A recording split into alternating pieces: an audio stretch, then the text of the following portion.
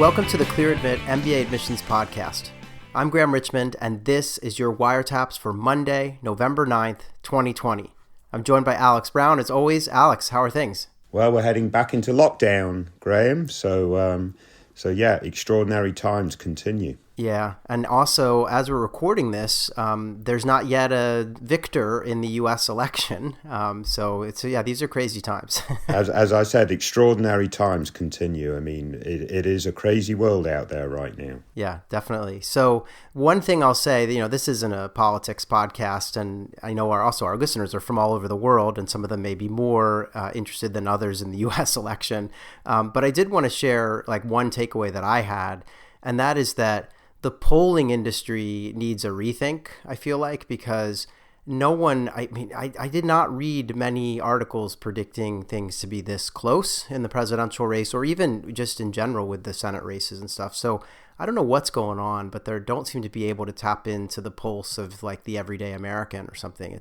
They're missing something. So that's kind of an interesting thing to think about, even for the business world, as surveying customers and understanding public opinion is always big. So anyway, that was just something I've been thinking about as we... Yeah, maybe they need to look at digital tools and sentiment analysis and all that kind of stuff. But even that would be biased, because you got to reckon one political party shouts more than the other political party or something like that, right? So, I mean, I'm sure it's extremely challenging, but certainly it seems to be a bigger challenge these days to predict accurately. Yeah, definitely. So what's been going on the MBA front? Because I feel like, we kind of moved through that wave of round one interview invitations and some decisions from the earlier rounds. But what's been going on and what's on tap for this week? Yeah, things are noticeably quieter, no doubt, on ApplyWire. I mean, we've sort of spent the last several weeks, 2, 3 or 4 weeks, seeing a lot of interview invites coming out. Those are starting to taper off. There are still some schools. I think I saw one from Yale yesterday, and like Haas and Stanford, and a few others still inviting candidates, but it's definitely slowed down. We are actually seeing some interview reports coming into the site, so that's really nice to sort of see folks they're actually interviewing now, and then some of them kindly submit as interview reports to help their fellow community members. But yeah, things are quieting down. There's a couple of schools releasing interview invites next week. I know Said, Oxford is one of them. But yeah, it's definitely a quieter time at this point, Graham. Yeah, that makes sense. This is that ebb and flow that we see every year. Yeah. I do think that, I feel like we've stressed this, but I do really encourage people, if you're waiting to interview at a school, prep for it. It's just really important, and get somebody to prep with you, or at least record yourself if you're in lockdown like Alex and I are. Yeah. And do it over Zoom, whatever you need to do to practice, because it can be incredibly helpful to hear yourself giving answers to some of these basic interview questions.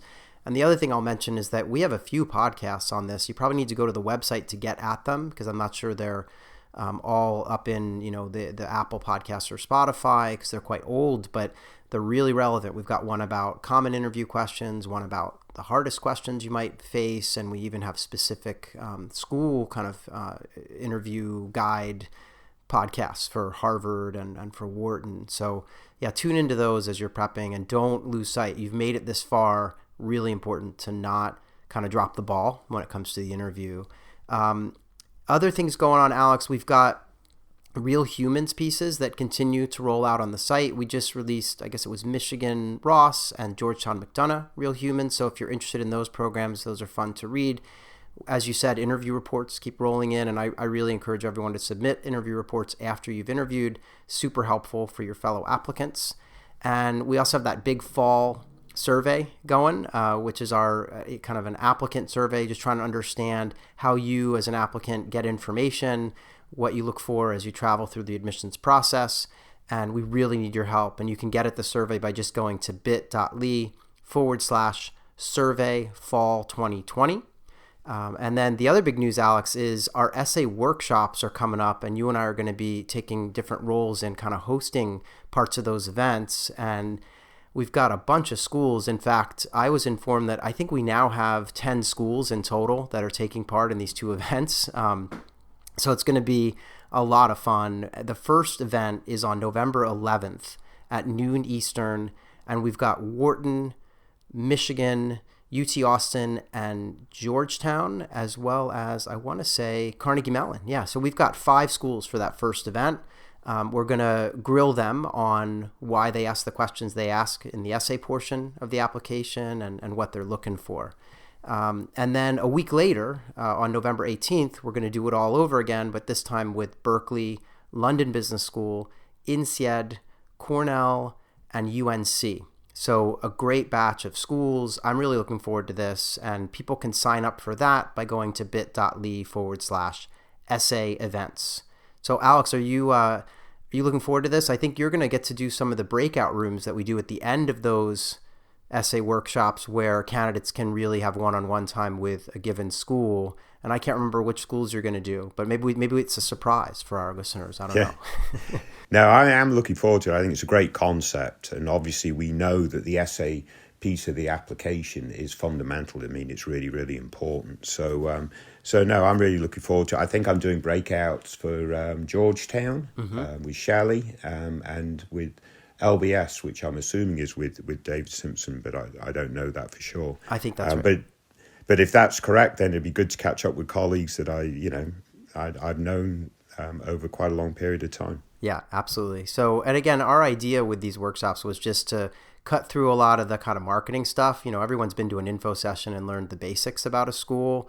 But what we wanted to do was, we know people are working on round 2 applications. We wanted to dig a little bit deeper and just get the schools talking about these essay questions and what they're looking for. So sign up for that. I know that those are, there have been a ton of people signing up, so get on that if you're interested.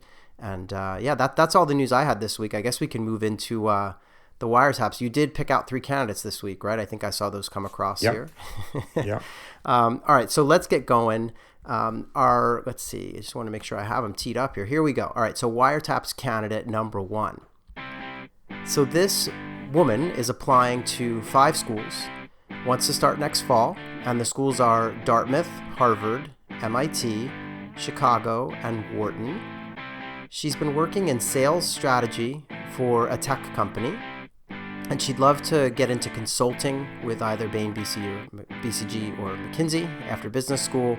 GPA is 3.57, 3 years of work experience, currently located on the West Coast of the US, and she mentions that she's targeting a 720 on the GMAT, which she's taking soon. So she hasn't yet taken it. She also shared with us that she attended an Ivy League school where she studied a social science. She does some mentoring at work, but doesn't really do any volunteering outside of that. And her hobbies include, get ready for this, Alex, cheese and candle making.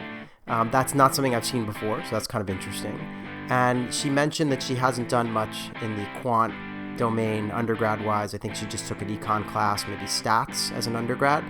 But she really wants to go off to business school and is kind of worried that her weak quant background and maybe below average extracurriculars could keep her out. So what do you make of this candidate? Yeah, I mean, I think this is a really interesting cheese and candle making. I hope she doesn't get the 2 ingredient the wrong way around. That could be a bit disastrous. But yeah, no, I mean, the key question this candidate had, if I remember correctly, is if she should apply this season or wait another season. Right. She's got 3 years of experience, so that's a little bit of a concern.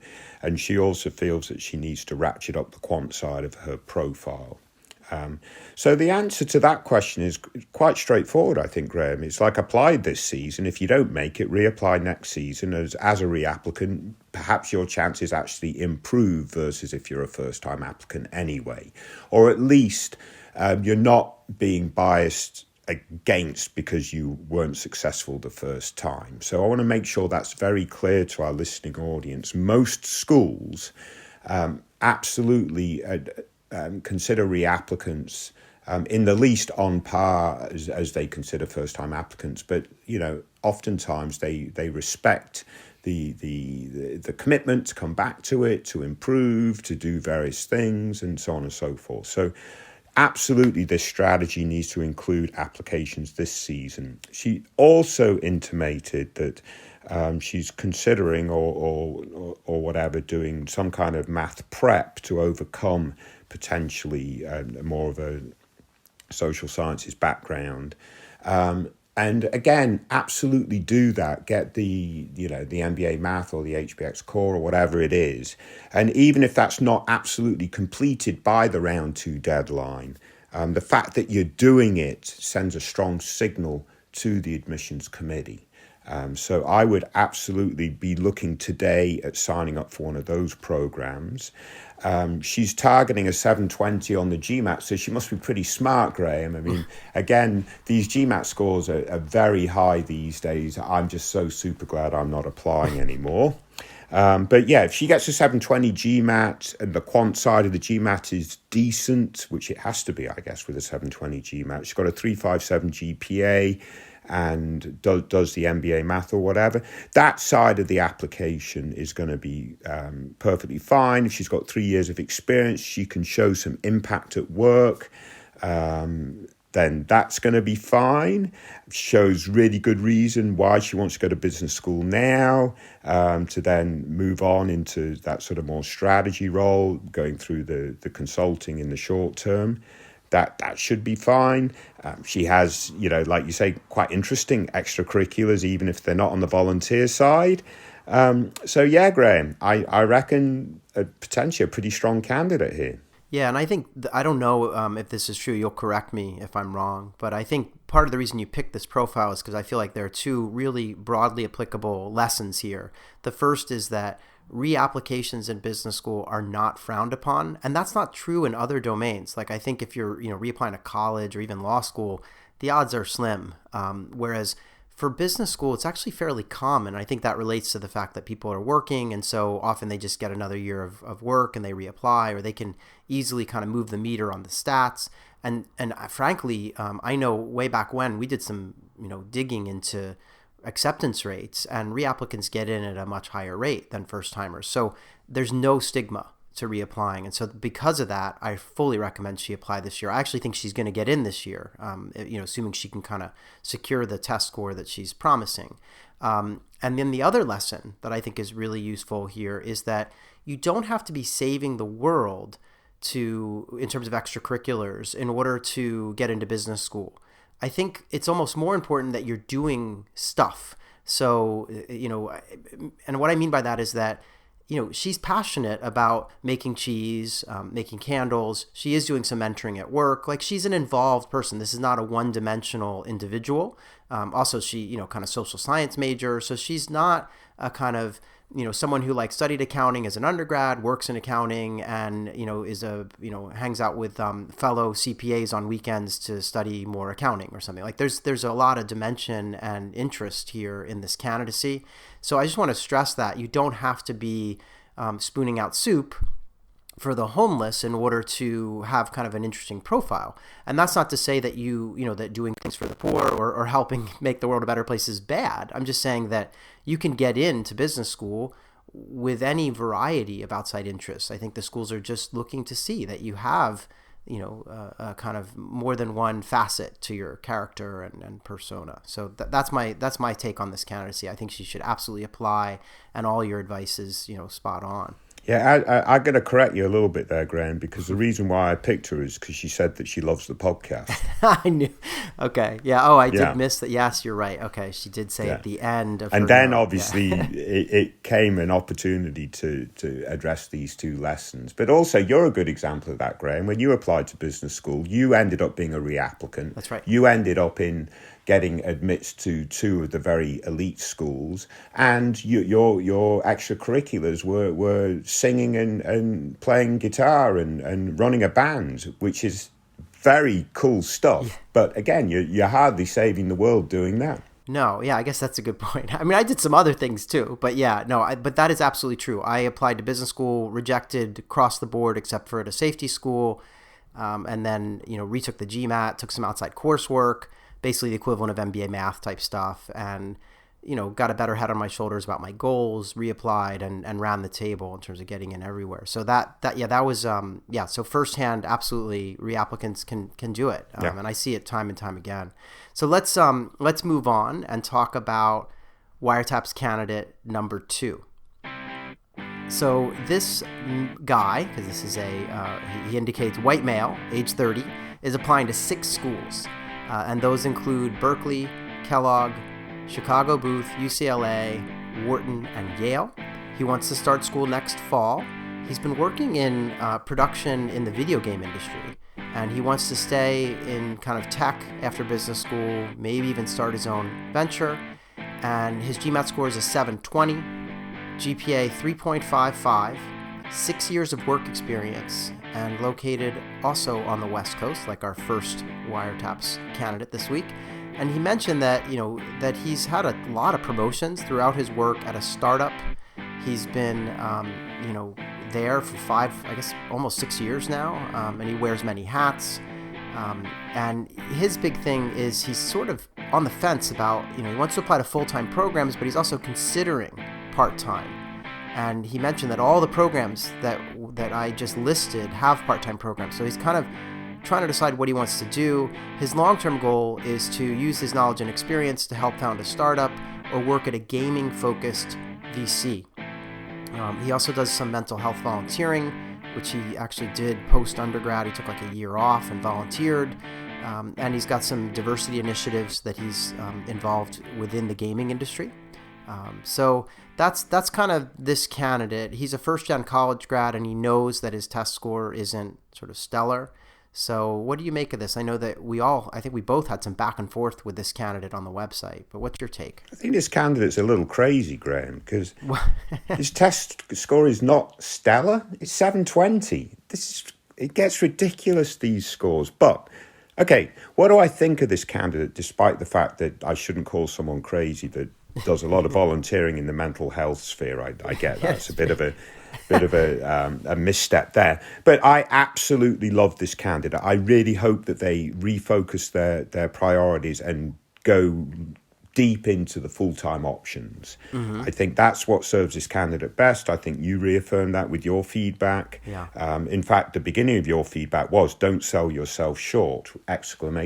Which is exactly what I think this candidate is doing. I love the industry he's working in. I think it's definitely a high growth industry, online gaming, video, and various other things. We know that that's become super popular. Perhaps even, through the COVID-19 thing, it's probably gotten more popular. Mm-hmm. So he's in the right industry. It's first generation college. He's a striver. He took a year off after college to explore the mental health domain, doing a lot of volunteer work. I love all this stuff. Mm-hmm. I reckon here we have someone that's perhaps not as familiar with the full-time sort of MBA communities, so maybe they don't have a lot of MBAs around them from the top schools. That's probably why that they're sort of hedging their bets a little bit, because they don't really truly understand the transformative experience that they might get if they go to a top full-time program, which I think that they absolutely do belong. I guess they're hedging a little bit, Graham, because they've got 6 years of work experience, and you have that extra year out where they were volunteering in the mental health sphere. They're 30 years old, so they reckon, as is conventional wisdom, they're older, so therefore maybe part-time or exec MBA is more their domain. But if they're sort of looking to, maybe make this sort of more transformative move post-MBA and run their own business and do some stuff, maybe it is the full-time option that is by far the better option. They need to just show their fit within each of the individual programs that they apply, which I think they absolutely can do. You went to Wharton. I spent 7 years working at Wharton. I see someone like this thriving at a place like Wharton's full-time program. Yeah, and what was interesting, I think this candidate described himself somewhere, I think it was here, as a late bloomer. Which, again, I love. I love that. Often that profile does well in business school because they've kind of come around to, okay, this is like a second chance for them to like get a ton out of an educational experience. I feel like I like this candidate. Again, I like the unique industry experience, clear set of goals, the numbers are fine. And he actually he's thinking about retaking the GMAT because he feels like he can really eke out some additional points on the verbal, which, I mean, if he wants to do that, it can't hurt, obviously. It'll up his chances at the top end of the, school difficulty that he's looking at, the Whartons and stuff. But I like this candidate. I think that one thing that would be really important is to just make the decision like full-time versus part-time. I think it'd be harder for him to mix and match. And so I would encourage him to just go for full-time.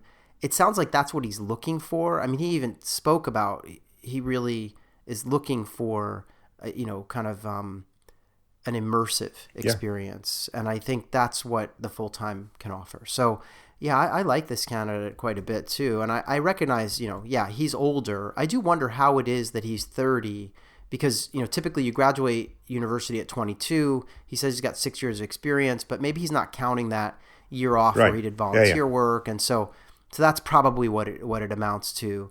And again, it's not that his stats are like off the charts, but I think they're good enough. They're in the ballpark. And so, yeah, the only other thing I wanted to ask you, Alex, is he mentioned, are there other schools that he should be considering to make sure he's kind of casting a wide enough net, and or whether they're just schools that might be good in terms of his goals in tech. And so I gave this some thought, and I also want to note that all the schools on his list are urban centered schools. So I don't know if that was purposeful, but as a result, I was kind of reluctant to add schools to the list that would be in a kind of rural location because I wasn't sure if he purposely wants to be in a city. But schools that came to my mind, and I tried to go on all ends of the spectrum here, were USC, Marshall, which is in LA. He's also, I think he's got UCLA on the list. And I was thinking about some of the placements into tech and things that might be useful if he's going to go back into video stuff, gaming stuff. I had Georgetown on the list, just with the idea. There's actually quite a bit of tech stuff happening in DC. I had Foster on the list as well. And then I had MIT and kind of a wild card, Cornell Tech, which is a 1-year MBA in New York City offered by Cornell with a focus on tech stuff. So I don't know if you had given this piece of it any thought, but since he was asking, I just wanted to kind of throw those out there. Yeah, I mean, I'd thought a little bit about Sloan, obviously. I mean, as a comparable school in terms of where they're targeting, Sloan came to mind. I also thought of Ross. Oh, yeah. As a good, a potential candidate. So yeah, I mean, I think the schools that you mentioned are absolutely appropriate, but I would also toss in Ross, I think. Yeah, and if I were this candidate, I would spend some time looking at all these programs, and then, I mean, I'm not suggesting that he apply to all of them, but I just, if he wants to have a good kind of list of, right now, I would say the list is fairly top heavy. I mean, he's got, a lot of really top schools, a few M7 type schools. Berkeley's right on the cusp of that too. So he's got some really competitive schools, and it occurred to me that as much as I like the candidacy and think he's going to do a great job, I would prefer to see a portfolio that's a little bit more balanced maybe. And so I would investigate some of these other schools and see if anything kind of resonates as he does that research. No, I think that's fair enough. Yeah.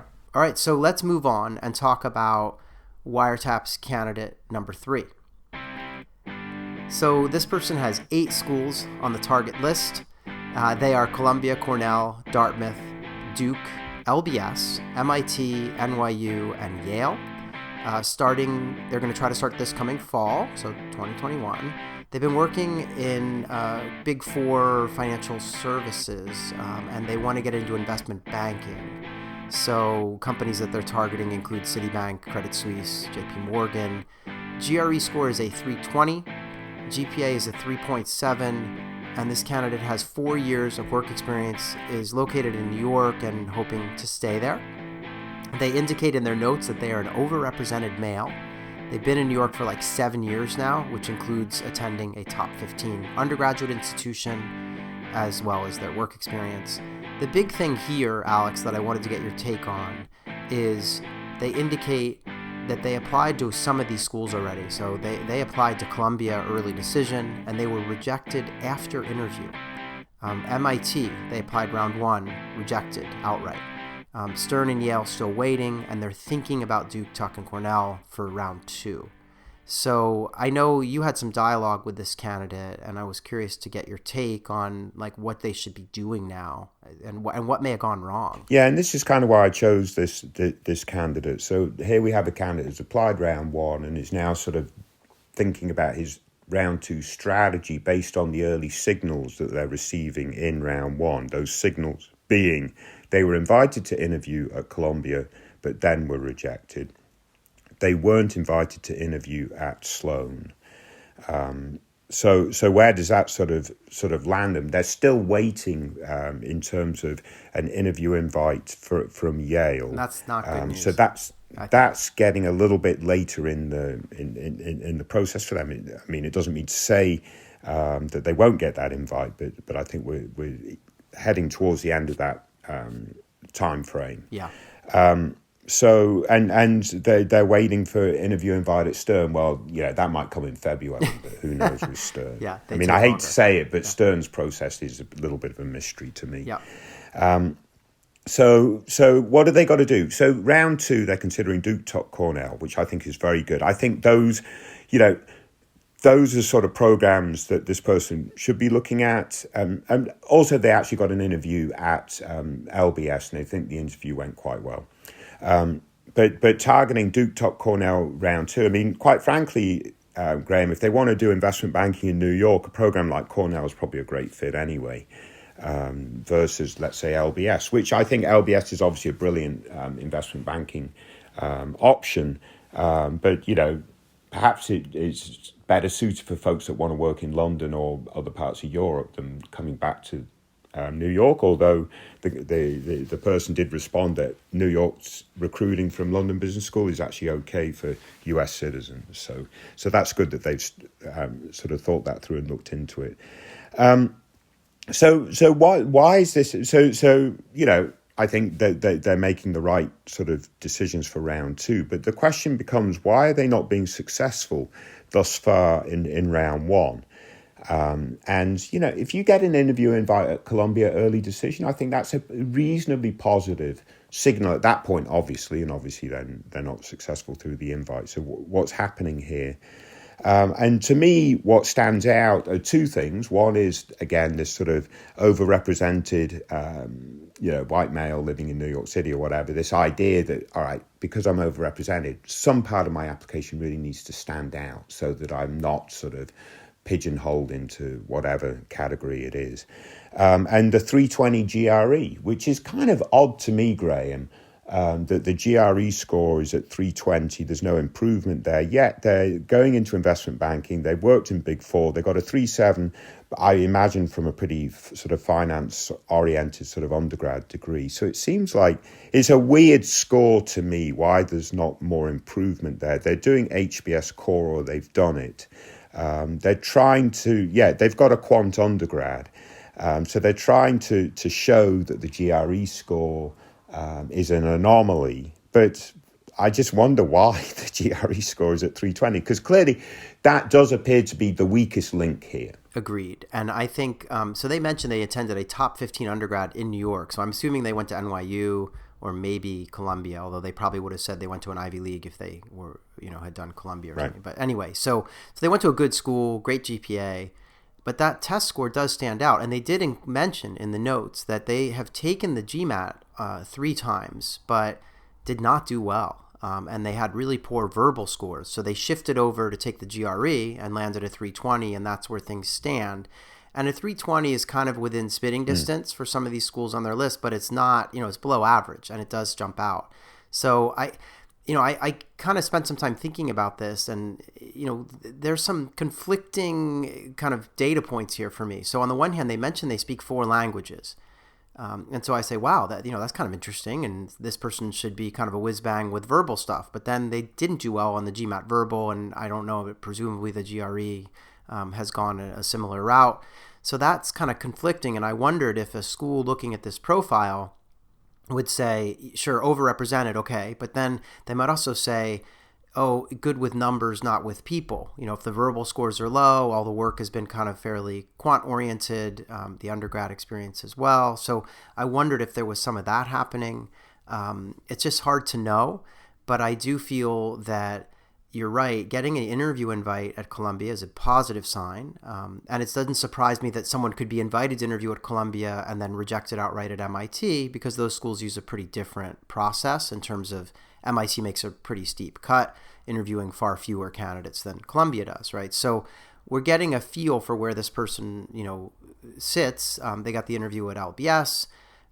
Yale, hard to say at this point, but it's getting later and later, so they may not make the cut there. It's a tough case, and I don't know that they really have time to retake a test. But it's good that they're looking at some round 2 schools. I do think that if LBS works out, LBS likes Americans. They're always interested in getting candidates from the U.S. And I agree with this candidate's assessment. They did some research, and if you're an American at LBS and you want to come back to the U.S. and work, that's easy. The trouble is when you're a Brazilian at LBS and want to land in the U.S. or something, or if it's always easiest to go back to a home market where you're have a passport. It's just so much easier to get a job, right? Because there's no working papers. So my take is that I think they obviously, hopefully things go well with LBS. Maybe they'll get an invite from Stern down the road here, and I would absolutely throw in, the schools that they're thinking of for round 2, because I don't have a signal that they can afford to sit back and relax at this point. Yeah, no, I completely agree. It's a shame we don't really have anything prescriptive here to offer to say, well, if you do X, Y, and Z, you'll get over the hump. This is a difficult case. If we are assuming that the GRE score is not going to budge up, and it is the weakest link of the profile, then the adjustment in terms of round 2 is target a tier below the tier that you've been targeting in round 1, which seems to be, for the most part, what they're doing. And again, if they're successful at LBS, that's fantastic. If they're successful at one of Cornell, Tuck, and Duke, they're going to have opportunities to do investment banking in New York City. So that shouldn't be a problem. Yeah, agreed. So here we go again. We've been through our 3 wiretaps candidates, and if you're listening, you've just spent 30 minutes or so with us that you could have spent prepping for your interviews, but hopefully there was a couple of kernels of wisdom here to help you along the way. Alex, thanks for picking these out. We'll be back in a week with another episode, and I did want to mention we've got a couple of I've been doing a couple of side episodes. I've got a really interesting one coming up with Stacey Blackman from Stacey Blackman Consulting, and I got into a really interesting discussion with her about her time at Kellogg and undergrad at Penn, and how she went about starting. She's actually started and sold a couple of businesses. So really interesting, not just about MBA admissions, but about being a female entrepreneur and everything else. And then we've got another episode coming up with some really interesting stuff about post-MBA career outcomes. So stay tuned for that stuff. Please continue to rate and review this podcast. And yeah, Alex, I'll see you in a week's time. Thanks for all your help on this. Everybody, stay safe. Best of luck.